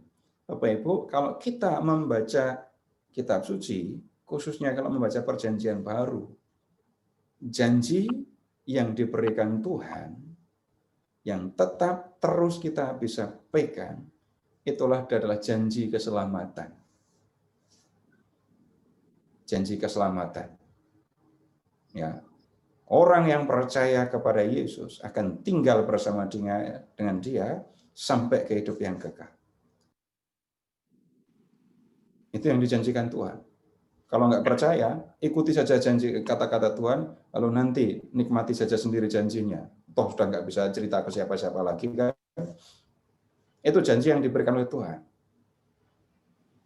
Dia sudah menyediakan tempat kediaman yang abadi. Amin. Dan Yesus juga sudah mempersembahkan diri sebagai korban untuk membebaskan manusia dari kuasa dosa. Orang yang percaya kepada Yesus akan tinggal bersama dengan Dia. Tapi syaratnya adalah percaya. Percaya itu bagaimana? Lakukan saja apa yang dikehendaki Tuhan.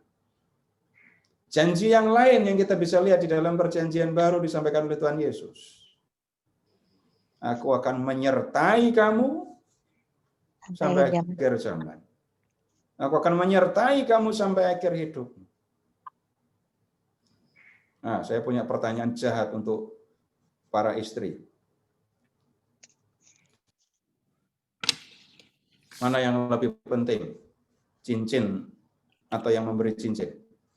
Yang Sekali memberi lagi untuk para istri, ini saya ngomongnya spesifik ya. Dua-duanya. Yang memberi cincin. Mana yang lebih penting? Yang memberi atau cincinnya? Yang memberi. Kalau yang lebih penting itu cincinnya, ini bapak-bapak langsung curiga. Dasar cewek apa? Matre. Ya, yang lebih penting itu Tuhan atau pemberian Tuhan? Tuhan. Pemberian. Tuhan. Lebih penting pemberian daripada Tuhannya. Tuhan lebih penting. Tuhan lebih penting. Kalau Bapak Ibu sudah bersama dengan Tuhan, Bapak Ibu punya Tuhan, Bapak Ibu perlu apa lagi? Nggak perlu apa-apa lagi. Nggak perlu apa-apa.